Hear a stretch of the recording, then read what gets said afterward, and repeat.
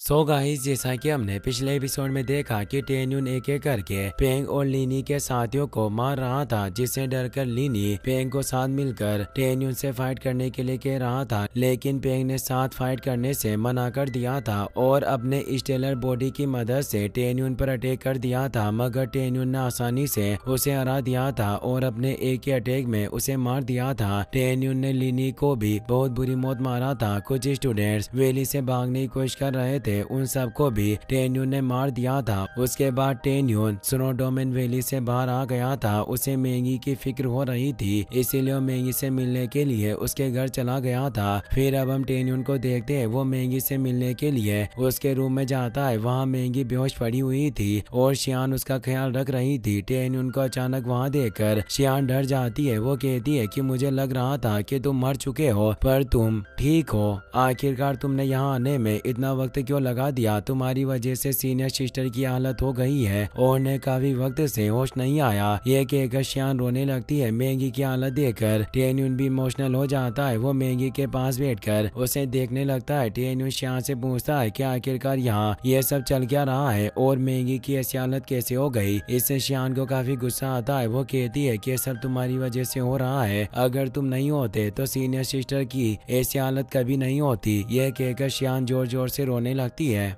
इससे टेन्युन को काफी गुस्सा आता है। वो कहता है कि सब बकवास करना बंद करो और मुझे बताओ कि यहाँ क्या हुआ है, वरना मुझे गुस्सा आ जाएगा। शियान बताती है कि जिस रात तुम यहाँ से भाग गए थे, उस रात किसी ने मुझे और सीनियर सिस्टर को किनलोंग लिस्ट प्लाजा पर बुलाया था। जब हम वहाँ गए तो हमें वहाँ कोई भी नहीं मिला। इससे सीनियर सिस्टर समझ गई कि कोई तुम्हें मारना चाहता है, इसीलिए उसने हमें तुमसे अलग कर दिया। ये बात पता चलते ही मैं और सीनियर सिस्टर तुम्हें ढूंढने के लिए कल्टिवेशन रूम में आई थी, पर उस वक्त तुम वहाँ नहीं थे। लेकिन हमें कल्टिवेशन रूम में रूलोंग मिला। रूलोंग ने सीनियर सिस्टर से कहा कि उसने तुम्हें मार दिया है और तुम्हारी बॉडी कुत्तों को खिला दी। तुम्हारी डेथ की बात सुनकर सीनियर सिस्टर को बहुत ही बड़ा सदमा लगा और वो एक डीमन की तरह बिहेव करने लग गई। अचानक सीनियर सिस्टर की पावर बढ़ गई और उन्होंने रूलोंग पर अटैक कर दिया। वो रूलोंग को मारने वाली थी, पर अपने आप बेहोश हो गई। उस रात के बाद से सीनियर सिस्टर को अभी तक होश नहीं आया है। वो बेहोश होकर भी रो रही है और उनके आंसू कभी भी नहीं रुकते।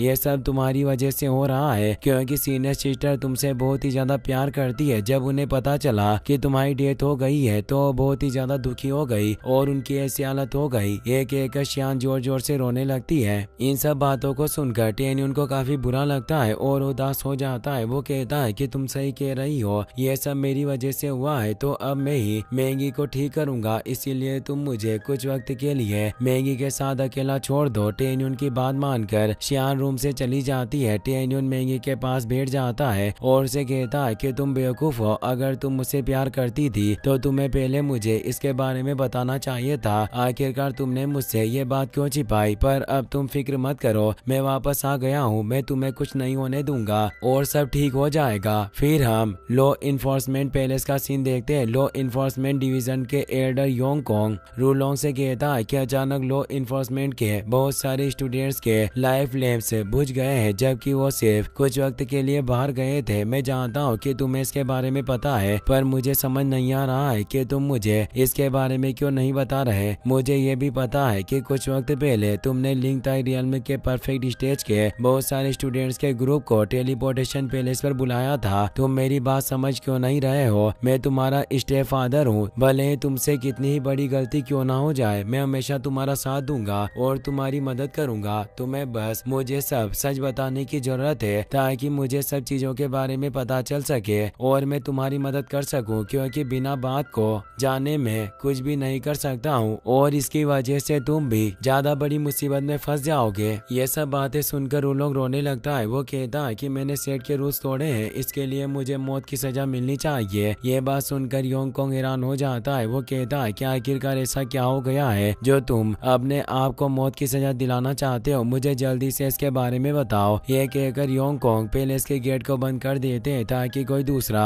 उनकी बात ना सुन सके। रूलोंग बताता है कि सेक्ट में एक नया स्टूडेंट आया है जिसका नाम टेन्युन है। वो और मैं दोनों एक ही होम टाउन से हैं। 4 महीने पहले टेन्युन ने मेरी पूरी फैमिली को डिस्ट्रॉय कर दिया। उसने मेरे डैड, मॉम और मेरी सिस्टर को भी जिंदा नहीं छोड़ा। ये बात सुनकर योंगकोंग को बहुत गुस्सा आता है। वो कहता है कि आखिरकार उसकी इतनी हिम्मत हो गई है कि उसने तुम्हारी फैमिली को डिस्ट्रॉय डिस्ट्रॉय कर दिया, अब मैं उसे जिंदा नहीं छोड़ूंगा। पहले तुम मुझे सारी बात बताओ। रूलोंग कहता है कि मैं उस कमीने टेन्यून को मारकर अपनी फैमिली की डेथ का बदला लेना चाहता था, इसीलिए मैंने अपने जूनियर ब्रदर्स को टेन्यून को मारने के लिए लिटिल डोमेन में भेजा, मगर अब मुझे पता चल रहा है कि वो सब मर चुके हैं और उन्होंने मेरे लिए अपनी जान दी है। लेकिन टेन्यून सिर्फ लिंगताई रियल्म के 8 स्टेज पर है। मुझे समझ नहीं आ रहा है कि उसने अकेले ही सारे जूनियर्स को कैसे मार दिया। मुझे तो लगता है कि कोई लिटिल डोमेन में छिपकर उसकी मदद कर रहा होगा और उसी ने जूनियर्स को मारा है। योंगकोंग कहता है कि मैं तुम्हारी सारी बातें समझ गया हूँ, इसमें तुम्हारी कोई गलती नहीं है, इसलिए अब रोना बंद करो और खड़े हो जाओ। रूलोंग कहता है कि मेरी वजह से बहुत सारे स्टूडेंट्स की डेथ हो गई और मैंने बहुत बड़ी गलती की है, तो आखिरकार मैं आपके सामने खड़ा कैसे हो सकता हूँ। आप मुझे मेरी गलती की सजा दीजिए ताकि मैं दोबारा ऐसी बेवकूफ़ी ना करूँ। योंगकोंग रूलोंग का हाथ पकड़कर उसे खड़ा कर देता है और कहता है कि तुम बहुत ही ज्यादा टैलेंटेड हो और तुम जैसा टैलेंटेड हेवन में से एक है, तुम्हें इन सब चीजों की फिक्र करने की जरूरत नहीं है। मैं तुम्हें कुछ भी नहीं कहूँगा और अब ये बात भी जरूरी नहीं है कि टेन्यून ने जूनियर्स को मारा है या नहीं। अभी हमें इस बात पर ध्यान देना होगा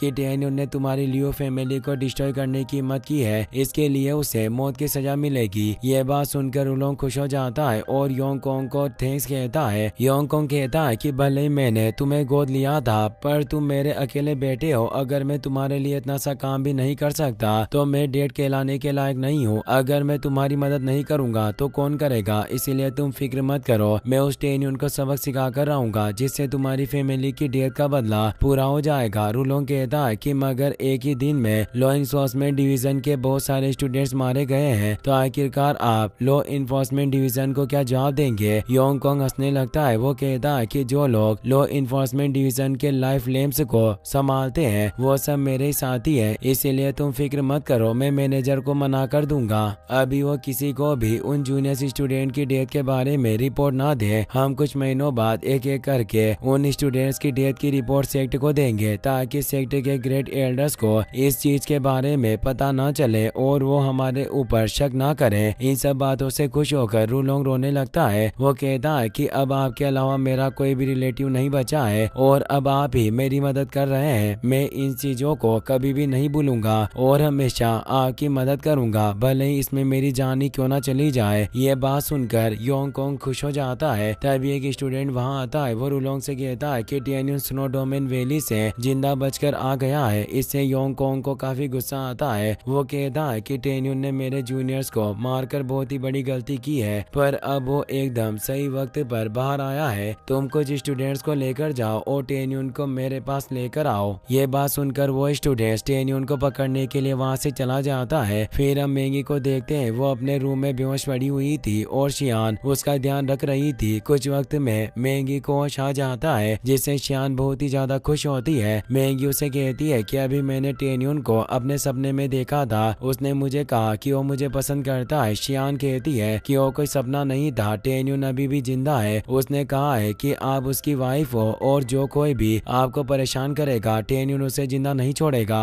ये बात सुनकर मैगी खुश हो जाती है और टेन्यून के बारे में पूछती है। शियान कहती है कि कुछ वक्त पहले लॉ इन्फोर्समेंट डिवीजन के स्टूडेंट यहाँ आए और टेन्यून को अपने साथ लेकर चले गए। मैगी कहती है कि लॉ इन्फोर्समेंट डिवीजन के एल्डर रूलोंग के स्टेप डेड है, तो उसी ने टेन्यून को पकड़वाने के लिए एल्डर का यूज किया है। इसका मतलब टेन्यून की जान खतरे में है, मुझे जल्दी जाकर उसकी मदद करनी होगी। ये कहकर मैगी अपने बेड से उठ जाती है और वहाँ से जाने लगती है, पर उसकी हालत काफी खराब थी जिस वजह से वो आगे नहीं बढ़ पाती। शियान कहती है कि मुझे नहीं लगता है कि लॉ इन्फोर्समेंट एल्डर सबके सामने टेन्यून को सजा देंगे, इसीलिए आप फिक्र मत कीजिए, सब ठीक हो जाएगा। मैगी कहती है कि टेन्यून ने रूलोंग की फैमिली को मार दिया, इसका बदला लेने के लिए एल्डर भी टेन्यून को मार देंगे। उन्हें हमें कुछ भी करके टेन्यून को बचाना होगा। ग्रेट एल्डर मुझे जानते हैं, इसीलिए तुम अभी ग्रेट एल्डर के पास जाओ और उनसे टेन्यून की मदद करने के लिए कहो। शियान तेजी से ग्रेट एल्डर के पास चली जाती है। फिर हम टेन्यून को देखते हैं। कुछ स्टूडेंट उसे लॉ इन्फोर्समेंट पैलेस में लेकर जाते हैं। टेन्यून अपना सर झुकाकर योंगकोंग को रेस्पेक्ट देता है, लेकिन योंगकोंग टेन्यून को एक थप्पड़ मारकर पैलेस के बाहर गिरा देता है, जिससे टेन्यून को काफी चोट लगती है। वो योंगकोंग से पूछता है कि मैंने कोई रूल्स नहीं तोड़े, तो आखिरकार आप मुझे क्यों मार रहे हैं। इसी के साथ ये एपिसोड यहीं पर खत्म हो जाता है।